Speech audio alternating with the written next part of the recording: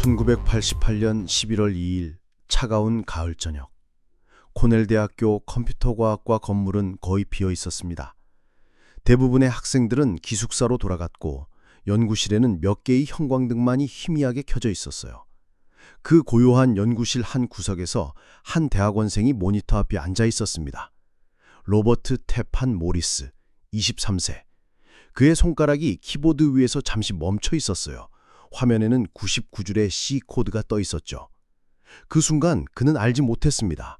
자신이 곧 인터넷 역사를 완전히 바꿔놓으려 한다는 걸 말이에요. 그 99줄의 코드가 24시간 만에 전 세계 6만 대 컴퓨터 중 6천 대를 마비시킬 거라는 걸, 최초의 인터넷 재앙이 시작되려 한다는 걸. 모리스가 엔터키를 누르는 순간 디지털 세상의 순수함이 영원히 사라졌습니다. 안녕하세요 여러분. 해킹 크로니클에 오신 걸 환영합니다. 저는 알렉스이고 오늘 함께할 분은 사이버 보안 현장의 화이트 센티널입니다. 우리는 디지털 세상의 가장 어두운 순간들을 파헤치고 그 속에서 교훈을 찾아 나가는 여행을 하고 있어요. 오늘은 모든 것의 시작점으로 돌아갑니다. 1988년 인터넷이 아직 순수했던 시절, 그리고 그 순수함을 깨트린 첫 번째 사건, 모리스 웜 이야기입니다. 안녕하세요. 여러분, 1988년이 어떤 시대였는지 아세요? 지금 여러분이 손에 들고 있는 스마트폰이 당시 슈퍼컴퓨터보다 몇 배는 빠른 시대였어요. 당시 인터넷에는 고작 6만 대의 컴퓨터만 연결되어 있었어요. 지금 서울에만 몇백만 대가 연결되어 있는 걸 생각하면 정말 작은 마을 같았죠. 그리고 보안이라는 개념 거의 없었어요. 패스워드가 1, 2, 3, 4, 5, 6이면 충분한 시절이었거든요. 마치 집 현관문에 도둑님 환영합니다 라고 써붙여놓고 열쇠까지 꽂아놓은 격이었죠. 바로 그 평화롭고 신뢰로 가득했던 디지털 마을이 하룻밤 사이에 전쟁터로 바뀐 이야기. 그리고 그 중심에 서 있던 한 젊은 천재의 호기심과 실수. 그것이 어떻게 오늘날 우리가 누리는 사이버 보안의 토대가 되었는지 함께 알아보겠습니다. 이 이야기는 단순한 기술사가 아니에요. 인간의 호기심, 자만심, 그리고 예상치 못한 결과가 만들어낸 드라마입니다. 자, 그럼 1988년 그 가을밤으로 돌아가 볼까요? 1988년을 상상해 보세요. 냉전의 마지막 해였죠. 베를린 장벽이 무너지기 1년 전, 소련이 해체되기 3년 전. 세상은 여전히 이념으로 나뉘어 있었지만 디지털 공간만큼은 달랐어요. 인터넷은 아직 아르파넷이라고 불렸어요. 1969년 미국 국방부가 핵 공격에도 끊기지 않는 통신망을 만들려고 시작한 프로젝트였죠. 19년이 지나 드디어 대학과 연구소들이 연결된 작은 네트워크로 성장했어요. 당시 인터넷 사용자는 전부 학자, 연구원, 대학생들이었어요. 모두가 서로를 알고 있었고 신뢰했죠. 악의적인 행위, 상상조차 할 수 없었어요. 그때 보안 수준이 어땠는지 말씀드릴게요. 정말 충격적이에요. 첫째, 패스워드 폴리시가 없었어요. 유저네임이 전이면 패스워드도 잔인 경우가 대부분이었죠. 심지어 빈 패스워드도 허용했어요. 둘째, 암호화는 군사용으로만 여겨졌어요. 민간에서는 왜 암호화가 필요해? 우리는 모두 착한 사람들인데 라고 생각했거든요. 셋째, 시스템 접근 권한 관리가 엉망이었어요. 한번 로그인하면 거의 모든 걸 할 수 있었어요. 넷째, 방화벽이라는 개념 자체가 없었어요. 네트워크는 완전히 열려 있었죠. 정말 순진무구한 시대였어요. 그 순수한 시대의 주인공이 바로 로버트 테판 모리스였습니다. 하지만 그는 단순한 대학원생이 아니었어요. 특별한 배경이 있었죠. 아버지가 로버트 모리스 시니어였거든요. NSA의 전설적인 암호학자와 보안 전문가였어요. 어린 모리스는 저녁 식사탁에서 컴퓨터 보안과 암호학 이야기를 들으면서 자랐죠. 아버지의 그림자는 모리스에게 큰 부담이었습니다. NSA의 전설의 아들이라는 꼬리표가 항상 따라다녔거든요. 친구들은 너는 아버지 덕분에 모든 걸 쉽게 얻었다고 수군 거였어요. 모리스는 증명하고 싶었어요. 자신만의 능력을, 자신만의 흔적을 남기고 싶었죠. 당시 코넬 대학교 분위기를 좀 설명해 드릴게요. 1988년 컴퓨터과학과는 정말 흥미진진한 곳이었어요. 유닉스 시스템이 막 대중화되기 시작했고 C 프로그래밍 언어가 혁신을 일으키고 있었죠. 학생들은 밤낮 없이 연구실에서 코딩했어요. 그런데 모리스는 좀 달랐어요. 다른 학생들이 논문이나 과제에 집중했을 때 그는 시스템의 취약점을 찾는데 몰두했어요. 이 시스템을 어떻게 해킹할 수 있을까가 그의 일상적인 고민이었죠. 교수들은 처음에는 보안에 관심이 많은 열정적인 학생이라고 생각했어요. 하지만 점점 걱정되기 시작했죠. 1988년 10월, 모리스의 마음속에 한 가지 질문이 떠올랐습니다. 인터넷이 정확히 얼마나 클까? 당시에는 정확한 통계가 없었어요. 대략 6만 대 정도의 컴퓨터가 연결되어 있다고 알려져 있었지만 실제로는 아무도 정확히 몰랐죠. 모리스는 호기심이 생겼어요. 내가 직접 셀 수는 없을까? 여러분도 그런 적 있지 않나요? 단순한 호기심에서 시작된 일이 점점 커져가는 경험 말이에요. 모리스에겐 그게 치명적이었어요. 그는 작은 프로그램을 만들어서 네트워크를 탐색해 보기로 했어요. 처음에는 정말 단순한 계획이었어요. 각 컴퓨터에 안녕, 나 여기 있어 라고 인사하는 정도의 프로그램을 보내서 반응을 보는 거였죠. 하지만 점점 야망적인 계획으로 발전했어요. 그냥 인사만 하지 말고 실제로 들어가서 살펴보면 어떨까? 바로 이 지점에서 모리스가 선을 넘었어요. 단순한 호기심이 해킹으로 바뀐 순간이죠. 그는 3가지 공격 방법을 연구했어요. 첫째, 샌드메일 취약점. 당시 이메일 서버에는 개발자들이 몰래 만들어 놓은 디버그 모드가 있었어요. 마치 집 주인도 모르는 비밀 열쇠가 화분 밑에 숨겨져 있는 것처럼.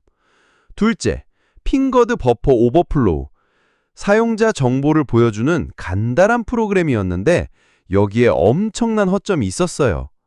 셋째, 패스워드 크래킹. 당시 패스워드가 너무 약해서 몇 가지만 시도해봐도 뚫렸거든요. 모리스는 이 3가지를 조합해서 정말 정교한 웜을 만들었어요. 2주 동안 모리스는 밤낮으로 코딩했어요. 99줄의 C코드. 지금 기준으로는 정말 간단한 프로그램이지만 당시로서는 혁신적이었어요. 그는 세심하게 계획했어요. 웜이 같은 컴퓨터를 2번 감염시키지 않도록 안전장치도 만들었죠. 나는 선량한 해커야. 피해는 최소화하고 탐험만 할 거야. 라고 생각했어요. 하지만 한 가지 치명적인 실수를 했습니다. 만약 누군가 거짓말을 하면 어떡하지? 감염되었다고 거짓말해서 내 웜을 속이면? 그래서 14분의 1, 즉 약 7%의 확률로는 이미 감염된 컴퓨터도 다시 감염시키도록 했어요.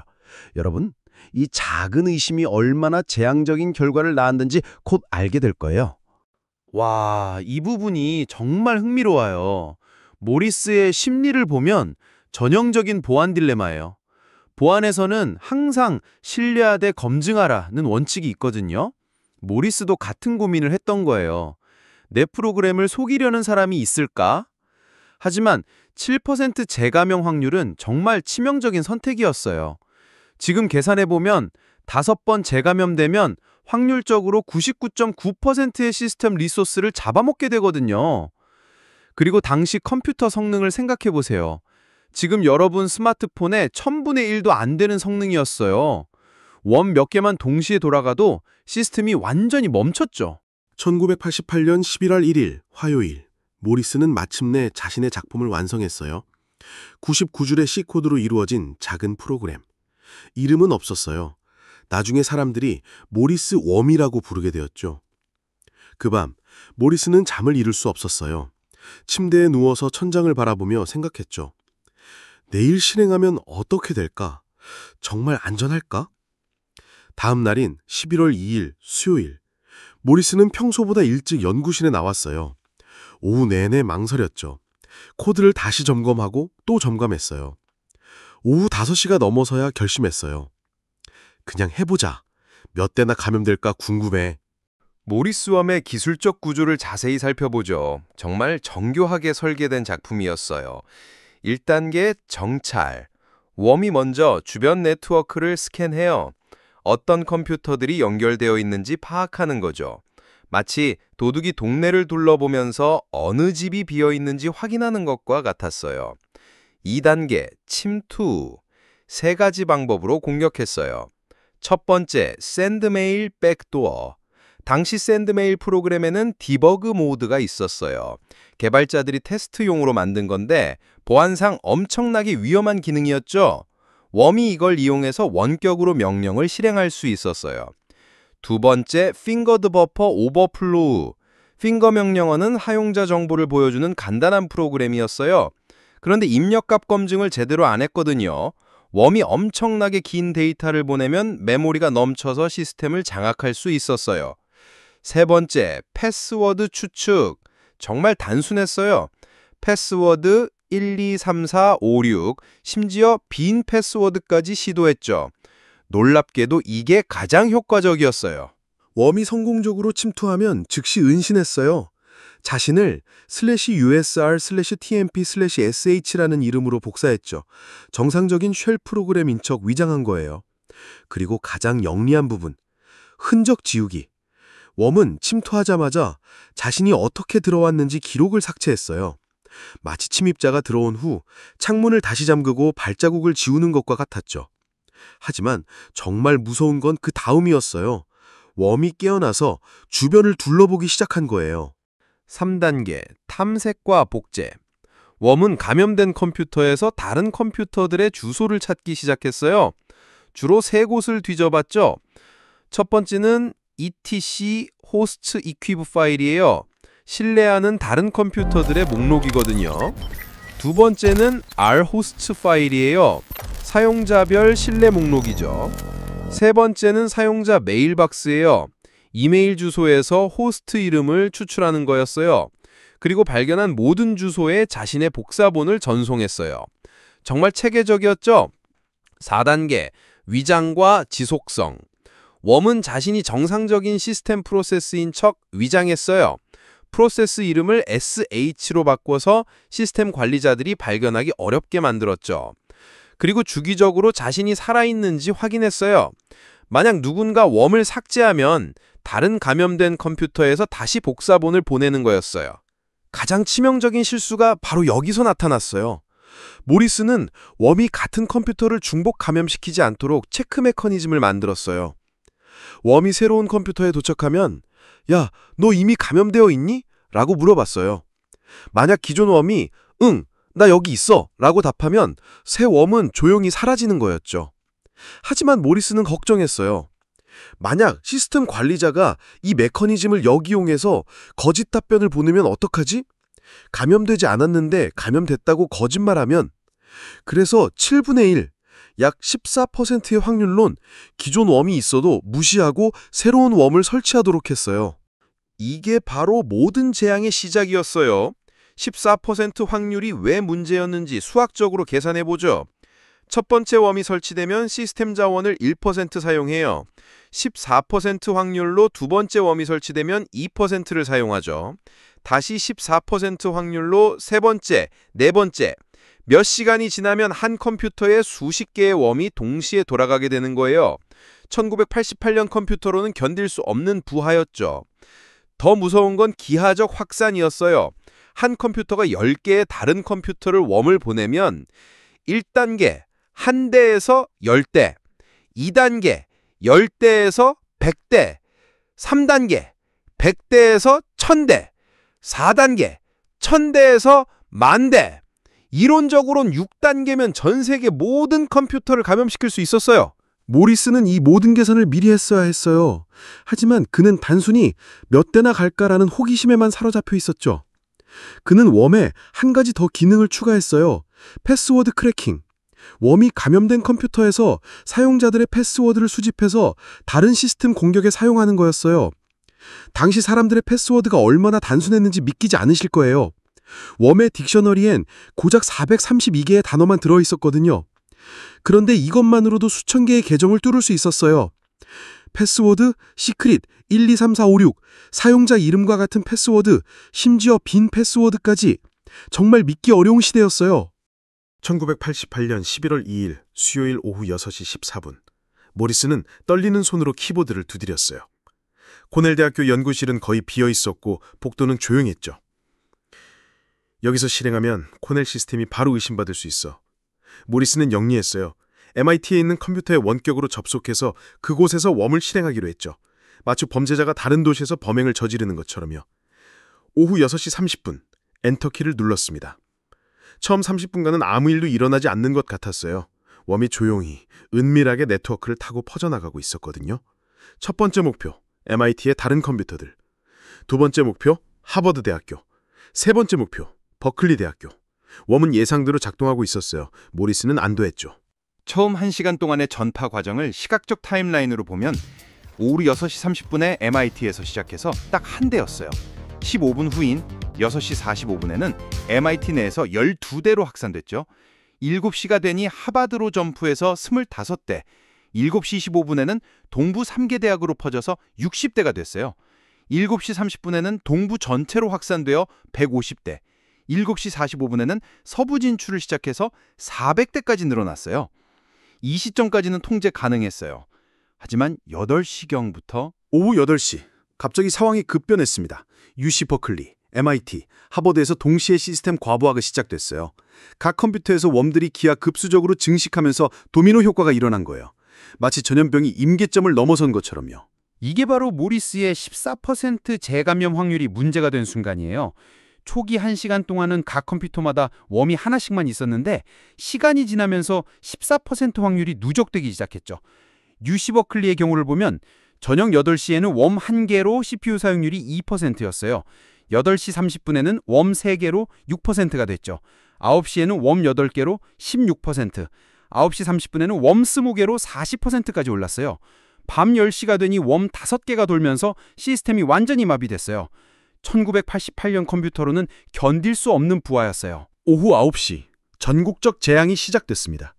동부 지역에서는 MIT, 하버드, 예일이 동시에 마비됐어요. 중부에서는 나사와 펜타곤 연구망이 불안정해졌죠. 서부로 가면 스탠포드와 UCLA에서 연쇄 감염이 일어났어요. 새벽 2시, 드디어 해담이 나왔습니다. MIT 팀이 발견한 건 놀랍도록 단순했어요. 배시타치 TMP/SH. 그냥 빈 파일 하나 만들면 웜이 멈췄어요. 새벽 4시부터 복구 작업이 본격적으로 시작됐어요.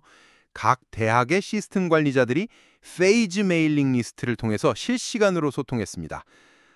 버클리에서 해결책 찾았습니다. TMP/SH 파일 만드세요. 하버드 확인, 효과 있어요. MIT도 성공, 웜이 멈췄습니다. 하지만 진짜 복구는 훨씬 복잡했어요. 웜을 막는 것과 시스템을 정상화하는 건 별개의 문제였거든요. 많은 시스템에서 웜들이 시스템 파일을 손상시켰어요. 백업해서 복구해야 하는 경우도 많았죠. 11월 3일 오후까지 복구 작업이 계속됐습니다. 최종 피해 규모는 이랬어요. 감염된 컴퓨터가 약 6,000대로 전체 인터넷의 10%였고 완전히 마비된 시스템은 약 2,000대였고 복구 시간은 24시간에서 72시간이 걸렸어요. 추정 피해액은 1억 달러, 현재 가치로 2억 달러였습니다. 하지만 돈으로 개선할 수 없는 피해들도 많았어요. 나사에서는 우주선 궤도 개선이 지연됐고 의료연구소에서는 환자 데이터에 접근할 수 없었죠. 날씨 예보 시스템도 영향을 받았고 그리고 가장 중요한 것, 인터넷에 대한 신뢰가 깨졌습니다. 11월 4일 금요일, 웜 사태가 진정되자 이제 범인 찾기가 시작됐어요. FBI 사이버 범죄 수사팀이 긴급 소집됐어요. 하지만 문제가 있었죠. 1988년에는 사이버 범죄라는 개념 자체가 생소했거든요. 수사관들은 당황했어요. 컴퓨터 바이러스? 그게 뭔가요? 인터넷으로 범죄를 저지른다고요? 하지만 포렌식 전문가들이 웜의 코드를 분석하기 시작했어요. 그리고 놀라운 발견을 했죠. 모리스는 정말 초보 범죄자였어요. 증거 인멸에 대한 개념이 전혀 없었거든요. 웜 코드 안에 결정적인 단서들이 그대로 남아 있었어요. 주석문, 코드에 영어로 주석이 달려 있었어요. This checks if already infected 같은 문장들이요. 영어 네이티브 스피커라는 걸 알 수 있었죠. 코딩 스타일, C 프로그래밍 스타일이 매우 학술적이었어요. 대학에서 배운 티가 났거든요. 시스템 지식, 유닉스 시스템에 대한 깊은 이해가 보였어요. 일반인이 아닌 전문가의 작품이었죠. 공격 타겟, 주로 대학과 연구소를 타겟으로 했어요. 내부자의 범행일 가능성이 높았죠. 가장 결정적인 단서는 웜의 전파 패턴이었어요. 지리적 분석을 해보니 동부에서 시작되어서 서부로 퍼져나간 게 분명했어요. 그리고 초기 감염 지점들을 역추적해보니 모두 MIT 쪽을 가리키고 있었죠. FBI는 MIT의 수사관을 파견했어요. 하지만 MIT 학생과 교수들은 협조적이지 않았어요. 우리 학생이 그런 일을 했을 리 없어요. 이건 명백히 외부 공격이에요. 아마 정부기관의 테스트일 거예요. 하지만 며칠 후 결정적인 제보가 들어왔어요. 11월 8일 하버드 대학교의 한 학생이 FBI에 전화를 걸었어요. 혹시 웜 사건과 관련해서 제가 아는 사람이 있어요. 그 학생은 모리스의 친구 폴 그레이엄이었어요. 모리스가 웜을 만들고 있다는 걸 미리 알고 있었던 거죠. 로버트가 몇 주 전부터 네트워크 크기 측정 프로그램을 만들고 있다고 했어요. 그런데 웜 사태가 터진 날 밤에 그가 엄청나게 당황하면서 전화를 걸어왔거든요. FBI는 즉시 로버트 모리스를 용의자로 지목했어요. 며칠 후 문이 두드려졌습니다. FBI였어요. 모리스의 친구가 뉴욕타임즈에 그의 신원을 털어놓은 거예요. 모리스는 연구실에서 평소처럼 공부하고 있었는데 수사관들이 들어오는 순간 얼굴이 새하얗게 질렸죠. 로버트 테판 모리스 씨입니까? 네, 그런데요? FBI입니다. 몇 가지 질문이 있어서 왔습니다. 모리스는 즉시 변호사를 요청했어요. 하지만 이미 늦었죠. 그의 컴퓨터에서 웜의 원본 소스 코드가 발견됐거든요. 수색 과정에서 나온 증거들이 정말 압도적이었어요. 첫째, 원본 소스 코드였어요. 웜의 완전한 C 소스 코드와 컴파일 스크립트가 있었거든요. 둘째, 개발 노트가 있었어요. 웜 개발 과정을 상세히 기록한 노트들이었죠. 셋째, 테스트 기록이 발견됐어요. 작은 규모로 웜을 테스트한 흔적들이 남아 있었거든요. 넷째, 이메일 증거도 있었어요. 친구들과 주고받은 이메일에서 웜 개발을 암시하는 내용들이 나왔어요. 모리스는 처음엔 부인했어요. 그건 그냥 학술 연구용이에요. 실제로 실행한 적 없어요. 누군가 제 코드를 훔쳐서 사용한 것 같아요. 하지만 증거가 너무 확실했어요. 가장 결정적인 순간은 11월 12일이었어요. FBI 수사관이 모리스에게 질문했어요. 11월 2일 오후 6시경에 뭘 했는지 기억나시나요? 모리스는 잠시 말을 못했어요. 그리고 결국 고백했죠. 제가 그 프로그램을 실행했어요. 하지만 이렇게 될 줄은 몰랐어요. 정말 몰랐다고요. 그 순간 모리스는 미국 역사상 첫 번째 사이버 범죄자가 됐어요. 1988년에는 컴퓨터 범죄에 대한 법률이 거의 없었어요.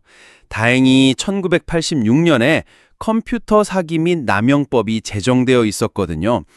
하지만 이 법을 실제 사건에 적용하는 건 처음이었어요. 판례가 없었기 때문에 모든 게 새로운 도전이었죠. 검찰은 다음 혐의로 모리스를 기소했어요. 컴퓨터 시스템 무단 침입, 컴퓨터 시스템 손상, 연방 컴퓨터 범죄법 위반. 하지만 변호인단은 강력히 반박했어요. 의도가 없었어요. 단순한 시험이었어요. 실제로 데이터를 삭제하거나 훔치지 않았어요. 이건 악의적인 어택이 아니라 학술적 호기심이었어요. 1년 반에 걸친 법정 공방이 시작됐어요. 이 재판은 미국 사법 역사의 중요한 전환점이 됐죠. 검찰과 변호인단 사이에 흥미로운 철학적인 논쟁이 벌어졌어요. 의도가 중요한가? 결과가 중요한가? 호기심으로 저지른 일도 범죄인가? 디지털 시대의 범죄를 어떻게 정의할 것인가? 이 질문들은 지금도 여전히 유효해요. 1990년 1월 드디어 재판이 시작됐어요. 전 세계가 주목하는 역사적인 재판이었죠. 법정은 연일 만석이었어요. 컴퓨터 전문가들, 언론인들, 그리고 호기심 많은 시민들까지 몰려들었죠. 모리스는 수척해져 있었어요. 1년 반 동안 이 사건의 무게에 짓눌려 살았거든요. 한때 촉망받는 대학원생이었던 그는 이제 전 세계에서 가장 유명한 사이버 범죄자가 되어 있었어요. 검찰의 첫 번째 주장, 피고는 고의로 컴퓨터 시스템에 침입했습니다. 설령 대량 피해를 의도하지 않았다 해도 불법 침입 자체가 범죄입니다. 검찰이 제시한 증거들은 정말 압도적이었어요. 첫째, 계획성이었어요. 모리스가 여러 주에 걸쳐 웜을 설계했다는 증거가 있었거든요. 둘째, 은닉 의도였어요. MIT에서 실행해서 추적을 피하려 했다는 점이 드러났죠. 셋째, 피해 규모였어요. 6,000대 컴퓨터가 감염되고 1억 달러 피해가 발생했거든요. 넷째, 전문성이었어요. 고도의 기술적 지식을 사용한 정교한 공격이었다는 거였죠. 검찰은 이것은 단순한 실험이 아니라 계획적인 공격이었다고 주장했어요. 하지만 변호인단의 반박도 강력했어요.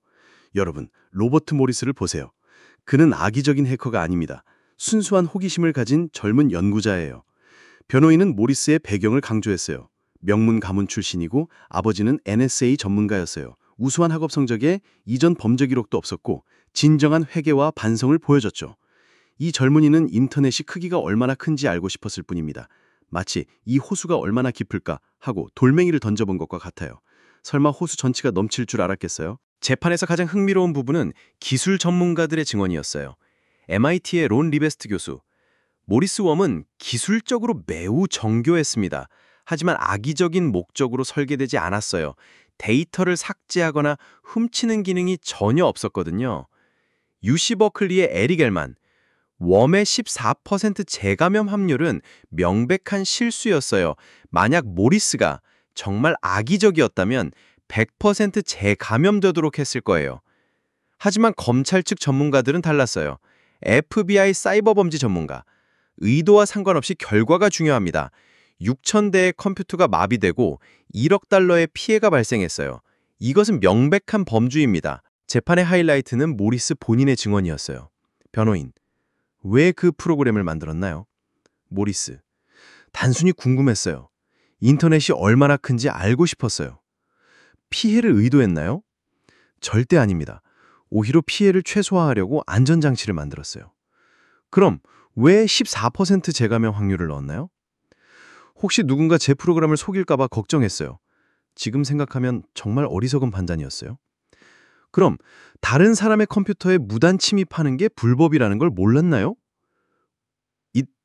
알고 있었어요. 하지만 이렇게 큰 문제가 될 줄은 몰랐어요. 바로 이 마지막 답변이 모리스에게 치명적이었어요. 재판 과정에서 흥미로운 사회적 논쟁이 벌어졌어요. 보안 전문가들은 이번 사건이 경각심을 불러일으켰어요. 모리스 덕분에 우리는 인터넷 보안의 허점을 깨달았죠. 하고 주장하고 피해자들은 1억 달러 피해와 수백 시간의 복구 작업을 교육 효과라고 포장할 수는 없어요. 하고 반발했어요. 학계는 젊은 연구자의 호기심을 범죄로 몰아서는 안 됩니다. 이런 탐구 정신이 발전의 원동력이에요. 하고 말했고 일반인들은 법은 법이에요. 의도가 선했다고 해서 결과에 책임지지 않을 순 없죠. 하고 대변했습니다. 이 논쟁은 지금도 계속되고 있어요. 1990년 5월 16일 드디어 판결이 내려졌어요. 판사는 이렇게 말했어요. 피고인 로버트 모리스는 유죄입니다. 하지만 법권은 그의 의도와 나이 그리고 진정한 회개를 고려해서 관대한 처벌을 내리겠습니다. 최종 판결은 3년 보호관찰, 벌금 1만 50달러, 사회봉사 400시간이었어요. 감옥은 가지 않았죠. 모리스는 울먹였어요. 예상보다 가벼운 처벌이었지만 그의 인생은 이미 완전히 바뀌어 있었죠. 판결 직후 사회 반응이 정말 다양했어요. 보안업계는 너무 관대한 처벌이다. 이런 식으로는 사이버 범죄를 막을 수 없다. 하고 학계는 젊은 천재를 범죄자로 만들어선 안 된다. 이런 인재를 보호해야 한다. 하고 일반인들은 1억 달러 피해에 벌금 1만 달러 이게 정의인가? 하고 반응을 보였습니다. 하지만 정말 중요한 변화는 따로 있었어요. 모리스 웜 사건은 미국 사회를 완전히 바꿔놓았어요. 첫 번째 변화는 1988년 11월 8일 카네기 멜론 대학교에 CERT, 즉 컴퓨터 이머전시 리스폰스 팀이 창설된 거예요. 사이버 위협에 대응하는 최초의 전문기관이었죠. 두 번째 변화는 각 대학과 연구소가 보안 담당자를 배치하기 시작한 거예요. 그전까지는 보안이 누구의 책임인지도 모호했거든요. 세 번째 변화는 소프트웨어 개발 과정에서 보안 검토가 필수가 된 거예요. 보안은 나중에 생각하면 돼 라는 아니란 사고가 완전히 사라졌죠. 기술적 변화도 엄청났어요. 첫째, 패스워드 폴리시가 바뀌었어요. 복잡한 패스워드가 의무화됐거든요. 둘째, 시스템 권한 관리가 도입됐어요. 최소 권한 원칙이 생긴 거죠. 셋째, 네트워크 모니터링이 시작됐어요. 이상 트래픽 탐지 시스템이 개발됐거든요. 넷째, 백업 플리시가 스탠다드화 됐어요. 정기적인 백업이 필수가 된 거죠. 다섯째, 보안 패치가 빨라졌어요. 소프트웨어 업데이트 속도가 획기적으로 개선됐어요. 모리스 웜은 인터넷의 DNA를 완전히 바꿔놨어요. 그 이전과 이후의 인터넷은 완전히 다른 세상이었죠. 1990년 판결 이후 모리스의 삶이 어떻게 변했는지 궁금하지 않으세요? 처음 몇 년은 정말 힘들었어요. 어딜 가든 모리스 원 만든 사람이라는 꼬리표가 따라다녔거든요. 취업도 쉽지 않았어요. 어떤 회사가 전 세계 인터넷을 마비시킨 사람을 고용하고 싶어 하겠어요? 하지만 모리스는 포기하지 않았어요. 1995년 하버드에서 박사 학위를 받았고 여러 IT 회사에서 일했죠. 그리고 1999년 놀라운 일이 일어났어요. 벤처기업 마이아웹을 공동 창업한 거예요. 이 회사는 나중에 야후에 4,900만 달러에 매각됐어요. 모리스는 갑자기 억만장자가 되었죠. 하지만 정말 놀라운 반전은 2006년에 일어났어요. MIT에서 모리스를 교수로 임명한 거예요. 한때 사이버 범죄자였던 사람이 세계 최고 대학의 교수가 된 거죠. 지금 모리스는 MIT 컴퓨터과학과의 정교수예요. 프로그래밍 언어와 분산 시스템을 가르치고 있죠. 그리고 학생들에게 항상 강조하는 말이 있어요. 여러분이 만든 코드 한 줄이 세상을 바꿀 수 있습니다. 현명하게 사용하세요. 2013년 인터뷰에서 모리스가 이렇게 말했어요. 25년이 지났지만 여전히 후회하고 있어요. 하지만 그 경험이 저를 더 나은 연구자로 만들었습니다. 지금은 보안을 강화하는 연구에 집중하고 있습니다. 정말 아이러니하죠. 한때 인터넷을 망가뜨렸던 사람이 이제는 인터넷을 더 안전하게 만드는 일을 하고 있어요. 2018년 모리스 웜 30주년에 그는 공개 강연을 했어요. 30년 전 저의 실수가 오늘날 사이버 보안의 토대가 되었습니다. 실수에서 배우는 것, 그것이 인류 발전의 원동력입니다. 현재 모리스는 정말 존경받는 학자예요.